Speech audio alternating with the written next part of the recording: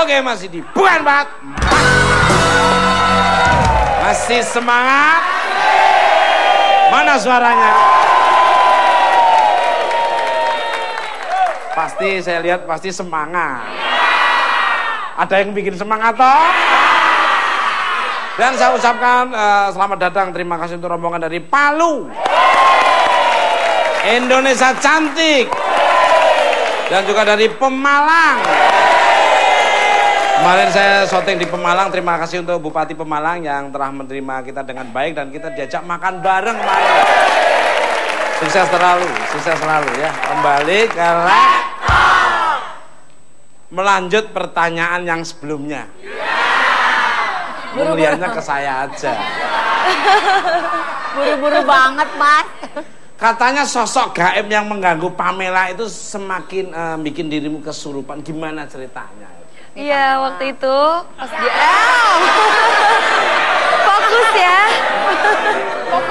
fokus ya Mas Tukul. Pak. Enggak. Gue pengen lebih semangat. Loh, dengar dulu. Kita harus selalu semangat ya Mas ya. Karena bukan empat mata akan selalu ada Mas. Amin. Iya. Oke, ya waktu itu aku lagi di acara Ghost Hunter. Waktu itu juga aku kayak masuk gitu, kayak dunia malam ya acaranya. Aku syuting di sana. Waktu itu aku sendiri di ruangan rumah kosong gitu. Iya, syuting. Ngapain tuh? Acara Ghost acara syuting waktu itu. Terus akhirnya kayak ngerasa pas pulang tuh di jalan kayak ada yang ngerasa ngikutin aku. Kayak berat, kenapa ya kok resah gitu, kayaknya berat aja. Badan aku tuh kayak pegel. Terus akhirnya disuruh wudhu, akhirnya aku wudhu. Sempet udah hampir mau masuk. Apanya tuh? Gaib, makhluk gaibnya itu hampir mau masuk ke ruangan lagi gitu. Terus akhirnya disuruh wudhu, didoa-doain, langsung entengan doa. Jadi makhluk gaibnya tuh tahu aja. Ya nggak makhluk gaib aja kadang-kadang juga pengen bebanin. Mungkin dirimu pernah ngalami juga atau enggak? Kalau aku sih alhamdulillah belum pernah masuk pulang.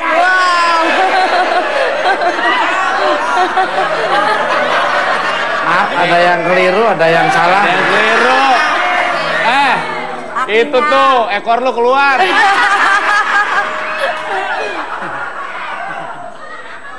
Belum pernah. Jangan sampai takut.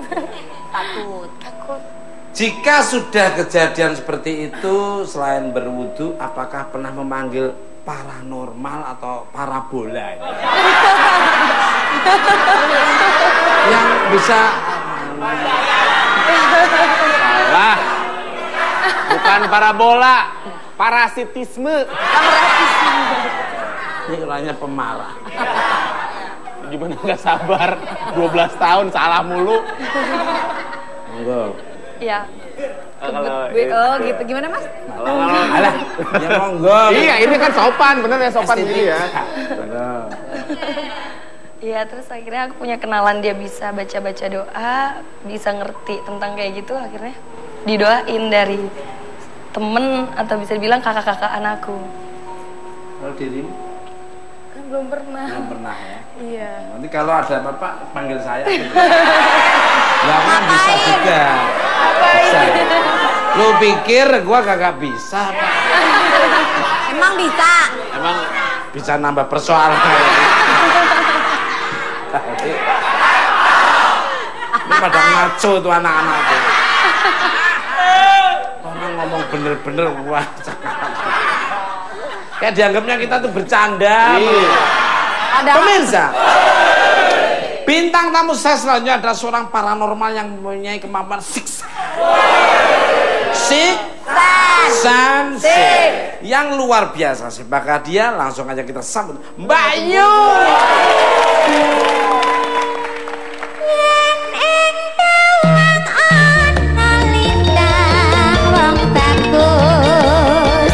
Aku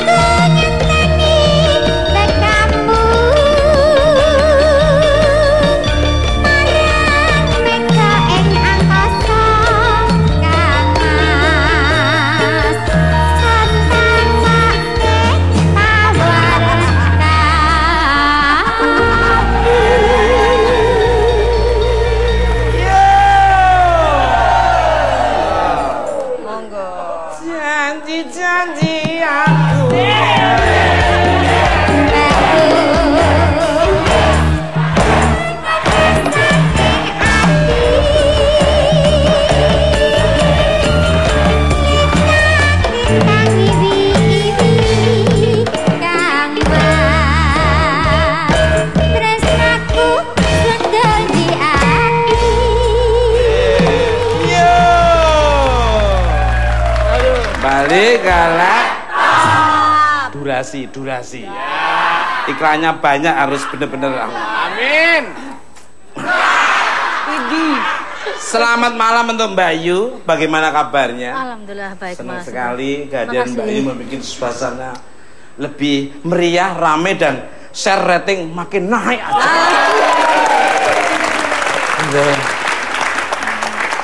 Dari tadi kita sedang membicarakan tentang kejadian mistis yang terjadi saat To The Wars. Dua serigala yang manggung. Apa tadi? Serigala itu bahasa Inggrisnya kan Wolves. Wow. Emang susah. Ya emang kadang-kadang pengucapan disesuaikan dengan bentuk mulut ya. Jadi nggak selalu sama. Makasih. Sama. Kenapa sih makhluk gaib itu terkadang suka menampakkan diri dan mengikuti manusia? Sebenarnya apa yang mereka inginkan? Yang mereka inginkan tuh apa? Kok selalu kamu mengintili atau membisai, memfollow, menghantui? Namanya makhluk halus itu ngikuti atau ganggu, kadang-kadang tergantung makhluk halusnya atau orangnya tersebut. Gini, jadi ada manusia tuh yang tulangnya tuh rapet, itu kadang-kadang tuh berpengaruh. Tulang yang mana? Maksudnya yang tulang iga. Kalau orang yang lebih sensitif biasanya tulangnya itu lebih rapet. Itu makhluk halus dia lebih seneng. Gitu loh. Tulang rapet itu agak lebih seneng. Dan jaraknya gak semua orang seperti itu. Agak rapet dia lebih seneng. Tapi kadang-kadang Kenapa? karena kerapetan tulang itu baunya lain. Lebih lembut, lebih sensitif. Itu kalau kita ngomong secara body ya. Tapi kalau secara pengerjaan biasanya di lapangan kadang-kadang dari manusia itu sendiri melakukan satu hal yang melakukan satu kesalahan. Kalau kita di panggung nggak ada ritual, kalau emang pas nyaman nggak ada masalah. Betul. Tapi kalau pas nggak nyaman pasti ada masalah. Luar biasa. Gitu. Bayu kalau menerangkannya tuh logika banget. Seperti gini, kok rumah diinjak-injak, kalau nggak keluar mesti akan ngamuk yang punya rumah. Right. Nah, jadi kalaupun kita mau melakukan suatu acara, setidaknya saling menghormati, menghargai dengan cara-cara yang diminta. Walaupun nggak harus, tapi sebaiknya kita harus permisi. Itu lebih bagus. That's right.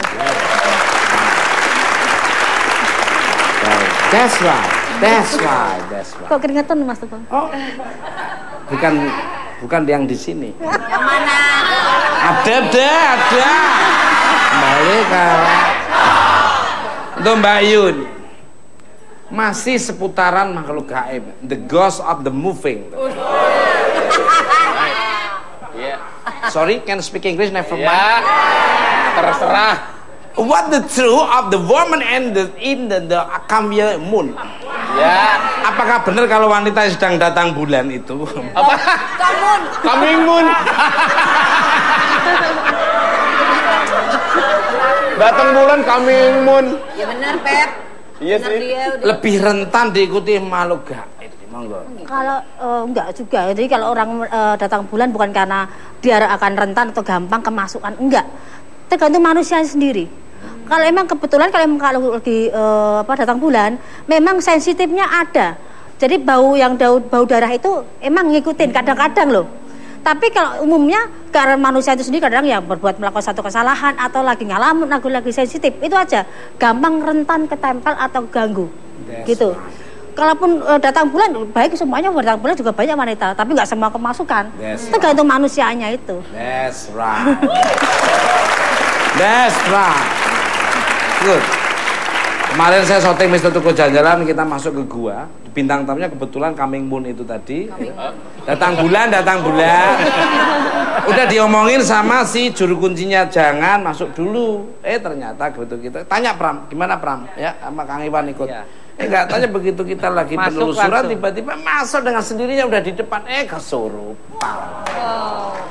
Manggil Pepi. Balik galak. Itu akibatnya ya. Kan melanggar aturan. Melanggar aturan. Iya. Kalau mitos wanita yang pesolek alias suka dandan itu rentan ditiduri oleh jin, apakah itu benar toh Mbak Yu? Enggak juga. Jadi gini, orang yang tidur jin itu menyukai orang yang justru cenderung yang apa adanya, enggak yang minor. Kalau yang minor biasa dia kenapa sensitif dengan hal lembut? Karena mungkin dia punya ritual di badan dia sendiri. Jadi nggak ada filternya, dia deket lah sama seperti gundul anak sama gundul pun dia akan rentan. Tapi dari manusia itu sendiri. Kalau minor biasanya yang deketi bukan kuntilanak, bukan genderuwo biasanya. Gitu. Karena kan ada cantik, ada yang molek. Ngerti itu kakakmu, Per.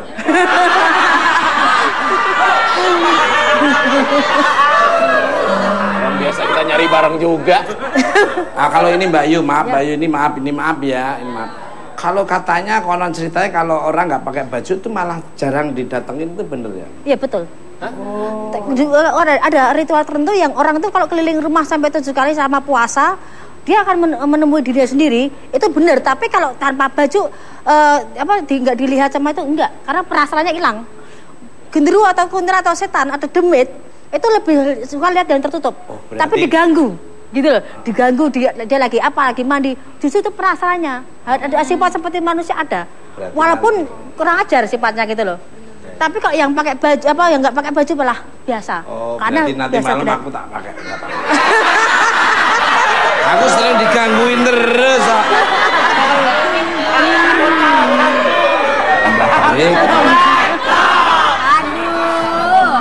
Sekali-sekali makhluk astralnya biar kapok. Nggak godain saya terus. Emang siapa yang biar kena aromanya dari saya deh. Tapi kalau kuntilanak suka loh Mas. Ya? Kalau kuntilanak atau wewe itu kuntilanak suka. Suka laki-laki yang berarti apa pakai laki nanti Mas.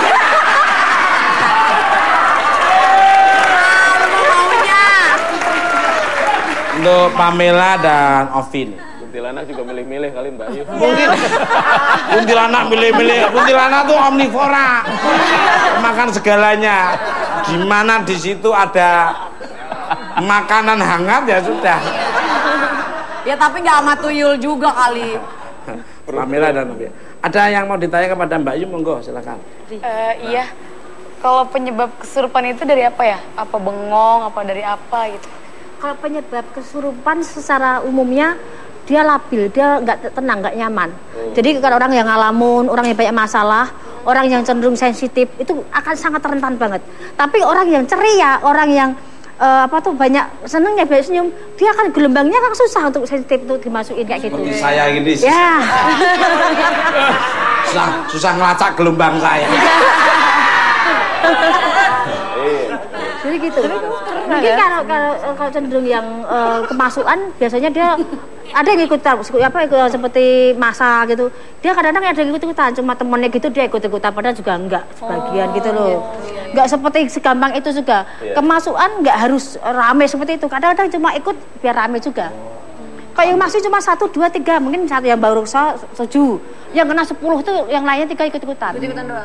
Nah, iya. tapi Mas, kenapa orang kalau kesurupan Mbak Yu katanya pegang jempol kakinya pasti biar keluar? Nah, karena semua pencabutan nyawa atau pencabutan itu di jempol. Jadi gini, kalau orang mau kiri, Mbak.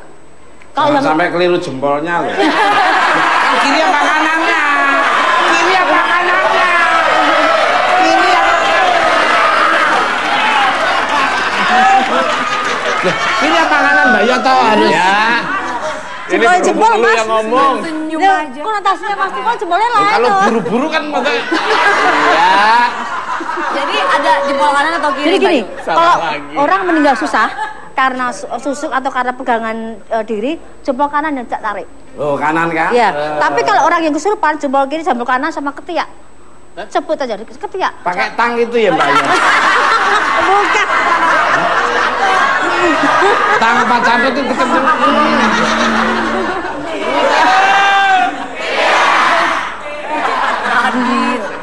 Pakai staples itu loh. Iya ya gitu ya. Mbak. Iya. Dipencet aja gitu, Mbak. Dipencet di ketiak ada 2 tertentu, di ketiak sama di jempol. Cuma bedanya kalau antara jempol kaki kanan kiri, kok yang kanan untuk nyabut susuk atau nyabut orang yang punya ilmu tapi susah meninggal. Kalau kiri kesurupan kanan kiri juga bisa cabut sama di ketiak. Biasa diambil rambutnya 7 lembar dibakar, dia juga kepanasan. Gitu. Jadi katakan kesurupan, ambil aja rambut 7. Rambutnya 7. 7 helai, Kalau cabut. yang nggak ada kayak gini gimana? Bukan nanya. Bukan nanya. Ya mungkin rambut lainnya mungkin. Kan banyak rambut yang lainnya. Kalau dengan cara seperti ini umpama Pepe kesurupan ini umpama aja Pepe. Umpama yang lain ya. Terus dicuekin begitu saja tinggal diintip dia sadar dengan sendirinya ya. Dia kecapean kan nggak asis dia kalau di respon. Kalau kesurupan itu didiamkan lama-lama bisa mati loh Mas. Sukses Pepe. Ngomong sukses kok mati. Artinya mati kesombongannya. Amin. Mati kesombongannya, mati persoalannya, tapi tumbuh. Iya, amin. Balik karena apa sih Pram kok kamu cemas. Aku ngomong bener lu nyala. Iya. Ada Lu yang buntutnya ya. gak bener. Pemirsa, bintang tamu saya selanjutnya adalah sutradara dan para pemain film handal. Mereka akan berbagi pengalaman seputar kejadian mistis di lokasi syuting film Tarot. Siapakah mereka? Langsung aja kita sambut Jos Purnomo, Sandi Aulia, dan Boy William. Suara Sule kumandang suarane bola tuni kepena bunine dinemo raja adeba rangala gendroke tipong Sule sisa kendangane.